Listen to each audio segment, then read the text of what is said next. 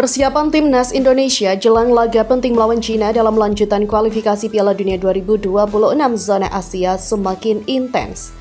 Sejumlah pemain andalan yang merumput di luar negeri mulai berdatangan ke Bali untuk mengikuti pemusatan latihan atau training camp TC yang dijadwalkan mulai pada 26 Mei 2025. Setelah kehadiran Ivar Jenner dan Ole Romeni, kini giliran Stefano Lillipelli yang tiba di Pulau Dewata. Keseruan mereka saat berada di Bali menjadi sorotan. Mereka tampak bahagia jelang melakoni TC di Bali. Dan ini menjadi aura bagus sebelum melakoni laga penting menghadapi China di GBK. Yuk simak selengkapnya hanya di Kamus Bola.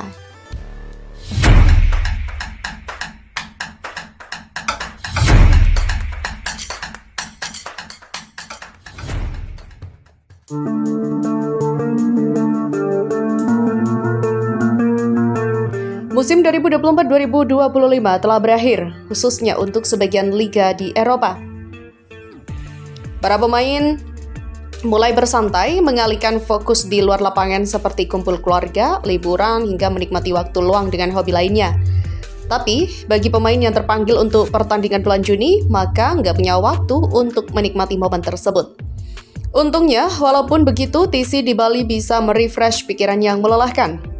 Makanya jangan heran melihat kelakuan para pemain yang agak-agak random seperti yang dilakukan Marcelino sepanjang hari selama di Bali. Pasti ada saja yang viral. Sedang mengendarai motor, muter-muter menikmati suasana di Pulau Dewata menjadi salah satu yang terus dilakukan gelandang milik Oxford tersebut. Dan bercandaan Lino terlihat sangat nyaman dan betah di sana. Aksi Lino ini pada akhirnya menjadi sebuah inspirasi bagi pemain lain yang juga telah tiba di Bali. Ivar Jenner jadi pemain selanjutnya mencoba keliling kawasan. Ia diketahui telah sampai di Bali dengan rekan personal yang diajak langsung dari Eropa. Setelah beberapa hari di sini, Jenner akhirnya tertangkap kamera warganet sedang keluyuran. Bersama teman pribadinya, ia terpantau berhenti di pinggir jalan sedang menelpon dan berada di samping motor. Yang mana artinya mereka berdua keluyuran pakai motor. Tapi yang bikin gemes, netizen malah pakaiannya. Pemain lahiran Utrecht tersebut kepergok menggunakan jersey timnas kemanapun dia pergi. Kalau kata netizen, dia pengen ngenalin kalau dirinya adalah pemain timnas. Sebelumnya, Ivar sendiri juga sudah tersorot kamera saat pemanasan latihan kebugaran mandiri di gym hotel. Dan lagi-lagi mengenakan jersey timnas versi lama. Makanya netizen salfok. Ivar Jenner sendiri memilih menginap di salah satu hotel mewah yang ada di kawasan Nusa Dua dan memang suasana di Bali agak berbeda. Para pemain tidak takut dikerubungi para penggemar ketika ketahuan beraktivitas di luar hotel. Oleh karena itu, mereka mengekspresikan kesibukannya masing-masing. Sementara itu, Ole Romeni akhirnya juga ikutan keluar dari sarang hotel. Ia sampai kemarin dan sempat recovery terlebih dahulu seharian penuh tanpa sorotan kamera. Hingga akhirnya kembali muncul ke permukaan saat ditemukan oleh seorang penggemar. Diperkirakan saat hendak naik mobil saat tersorot kamera oleh berada di kawasan Denpasar. Saat cuaca cukup terik, penyerang yang sudah mencetak 2 gol untuk timnas Indonesia ini tetap ramah dalam menerima permintaan foto hingga tanda tangan dari para penggemar. Ya, walaupun kepanasan dan kemana-mana membawa kipas angin mini, maklum orang Eropa, ya gini pas pertama kali. Sesuatu yang jarang dirasakan oleh dimanapun itu. Bali menjadi destinasi wisata pertama di Indonesia yang dikunjungi oleh Romeni. Sebelumnya, Mang Ole belum pernah liburan di Indonesia. Ia datang ke tanah air lebih sering fokus ke timnas, tapi striker 24 tahun ini sendiri sejatinya memang punya rencana liburan ke Bali hingga Lombok. Saat matchday Maret lalu, dalam pengakuan saat interview, dia mengaku ingin mengajak sang pacar bernama Kelty Asistia untuk liburan ke beberapa tempat di Nusantara. Salah satunya Bali, tapi yang paling jadi primadona pasangan tersebut adalah Lombok. Sementara itu, Stefano Lillipelli diketahui juga sudah di Bali. Kehadirannya terungkap melalui unggahan Instastory di akun Instagram pribadinya Stefano Lillipelli yang memperlihatkan foto koper disertai lokasi bertuliskan Bali, Indonesia. Stefano Lillipelli sendiri sepertinya sudah nggak sabar ya bergabung dengan para pemain lainnya di Bali. Yang mana ini menjadi pertama kalinya Stefano dipanggil lagi setelah sekian lama absen dari skuad Garuda. Tim kepelatihan sudah lengkap? Ya, jajaran staf pelatih timnas Indonesia saat ini hampir lengkap. setelah bertambahnya Simon Tahamata sebagai head scouting timnas Indonesia. Sejauh ini hanya kurang direktur teknik saja, namun saat diisi di Bali, tidak semua staf ikut, hanya tim kepelatihan untuk mengembangkan skuad.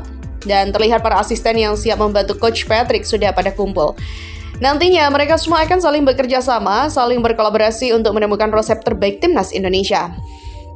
Sebagai contoh, tim kepelatihan juga akan menemukan resep terbaik dalam menghadapi Cina dan juga Jepang. Tidak peduli siapapun lawannya, TC di Bali menjadi salah satu alat pemersatu skuad, meningkatkan chemistry kerjasama yang termaksud persaingan antara pemain yang bakal dinilai dari sudut pandang tim kepelatihan. Mereka sendiri bakal dinilai dari aspek individu, kerjasama tim, gaya main, dan yang paling penting adalah kecocokan dengan kebutuhan tim. Dan fan juga sangat menantikan momen tersebut karena pastinya juga akan diselimuti dengan kehangatan skuad. Meskipun sudah di Bali sejak beberapa hari lalu hingga setelah melakukan pengecekan tempat TC milik Bali United, Alex Pastur tampak masih belum puas begitu saja menjajal. Dalam unggahan story Instagram, Sir Alex ternyata juga mengunjungi lapangan random di Bali. Tempat di mana setiap karir dimulai, tulis keterangan unggahan asisten pelatih 58 tahun itu. Maksudnya, Alex Pastur dari lapangan seperti itu bisa menghasilkan pemain-pemain berbakat yang punya karir cemerlang. Terlihat itu bukanlah tempat TC, soalnya rumputnya tinggi-tinggi dan lapangannya pun tidak rata. Meski begitu, Pastur tidak bisa diam. Dia terlihat turun ke lapangan, entah akan berbuat apa, tapi sepertinya habis pemanasan dengan berkeliling lapangan.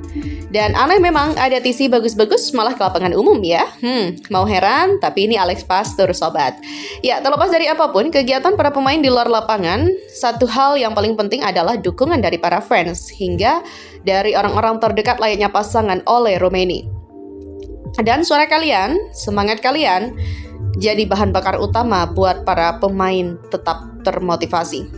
Training camp di Bali ini bukan cuma soal latihan fisik, tapi juga momen penting untuk membangun kekompakan, memperkuat chemistry, dan menyatukan visi demi merah putih. Semoga momen-momen ringan yang terjadi di luar lapangan bisa jadi pemicu semangat di dalam lapangan, dan semoga Garuda tampil lebih solid, lebih padu.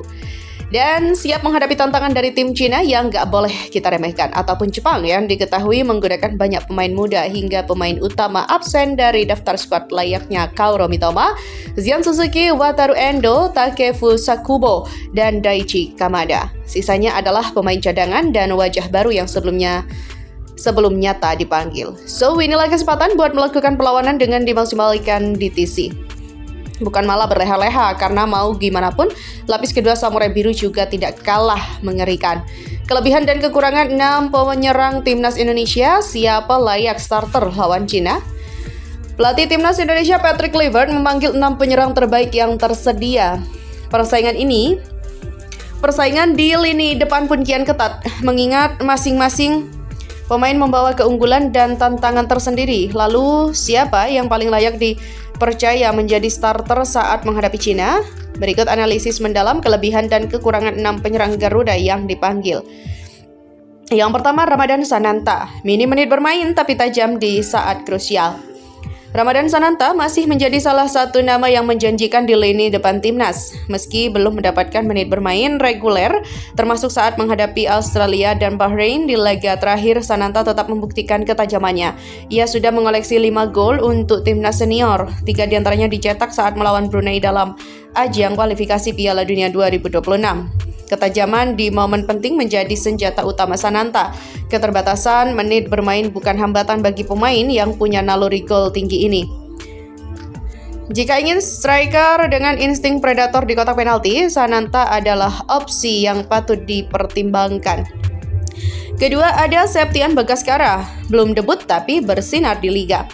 Meski belum pernah melakukan debut bersama timnas senior, Septian Bagaskara menunjukkan performa konsisten bersama Dewa United.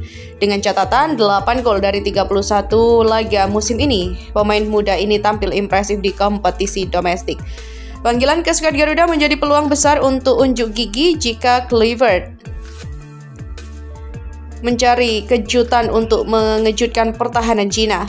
Memberikan kesempatan debut kepada Bagaskara bisa menjadi keputusan berani yang berbuah manis. Ketiga, ada Stefano Lillipelli. Pengalaman mumpuni tapi baru pulih cedera.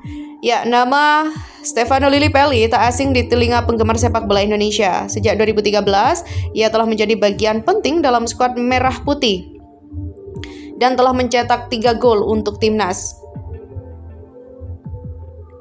Keunggulan Lillipelli terletak pada visi bermainnya yang tajam dan kemampuan mengeksekusi bola mati. Namun, kondisi fisiknya masih belum sepenuhnya pulih setelah mengalami cedera. Meski begitu, keberadaannya tetap bisa memberikan dimensi baru dalam skema serangan, terutama bila timnas membutuhkan kreativitas dari lini tengah ke depan. Yang keempat, Egy Maulana Fikri. Produktif di liga, fleksibel di lapangan. Egy Maulana Fikri menjadi salah satu pemain lokal paling produktif musim ini. Bersama Dewa United, ia mencetak 12 gol dan menorehkan 7 assist. Sebuah pencapaian luar biasa untuk pemain yang juga piawai bermain di beberapa posisi. Dengan total 8 gol untuk timnas Indonesia, Egy memiliki kombinasi produktivitas, fleksibilitas, posisi, dan pengalaman. Tak heran jika namanya mencuat sebagai kandidat kuat untuk tampil sebagai starter saat menghadapi Cina. Yang kelima adalah Rafael Strijk. Ya, mesin taktik yang minim gol. Rafael Strijk memang bukan striker yang dikenal karena produktivitas gol. Dari 23 penampilan bersama timnas Indonesia, ia baru mencetak 1 gol. Namun kontribusinya secara taktik sangat besar. Ia memainkan peran vital dalam skema pressing dan transisi yang diusung pelatih. Sayangnya, Strijk tidak mendapatkan menit bermain di klubnya, Brisbane Roar. Sejak Maret 2025, kondisi ini tentu mempengaruhi kebugaran dan ritme permainannya. Meski begitu, secara taktis ia masih menjadi salah satu pemain yang bisa diandalkan dalam situasi tertentu. Keenam, Ole Romeni. Rasio gol terbaik ancaman serius di kotak penalti. Nama Ole Romeni mungkin belum sepopuler pemain lain, namun statistik menunjukkan ia sangat efisien. Dalam 2 laga debutnya bersama timnas, Romeni langsung mencetak 2 gol, memberinya rasio gol terbaik di antara semua penyerang yang dipanggil. Meski belum menjadi starter reguler di klub Inggris, Oxford United, Romeni tetap bermain di level kompetitif. Efisiensinya di depan gawang menjadi nilai plus, terutama jika timnas membutuhkan penyelesaian akhir yang klinis.